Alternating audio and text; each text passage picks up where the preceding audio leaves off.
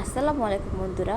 আজ আমি চতুর্থ শ্রেণীর ৬৫ পৃষ্ঠার যেই হিসাবের ক্রমসারি নিয়মে অঙ্কগুলো ব্যবহার করে সমাধান করব।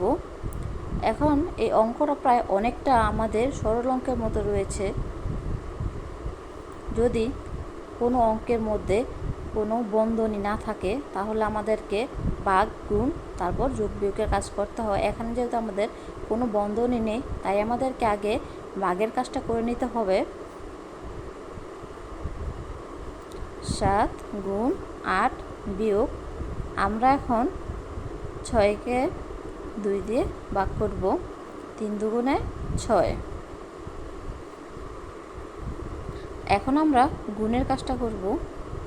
এখন আমরা প্রথমে এই 7-এর সাথে 8-এর গুণ করব। এখন আমাদের উত্তর হয় 7 × 8 = 56, বিয়োগ রয়েছে এখানে 3। 56 থেকে 3 বিয়োগ করলে হয় 53। উত্তর আমাদের হবে 53। দুইয়ের সমাধানটা করি। এখানে আমাদেরকে বন্ধনীর অঙ্ক দেওয়া হয়েছে। এখন আমাদের বন্ধনীর ভিতরে একটা রয়েছে বিয়োগ, একটা রয়েছে ভাগ। প্রথমে আমাদেরকে ভাগের অঙ্কটা করে নিতে হবে।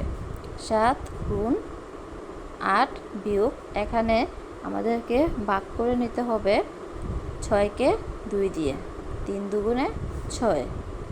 এখানেও বন্ধনীর কাজটা আগে করে নিতে হবে। 7 গুণ 8 থেকে 3 বিয়োগ হলে হয় 5। এখানে 5-এর সাথে 7 গুণ করব। 5 × 7 = 35। উত্তর হবে 35। ধন্যবাদ।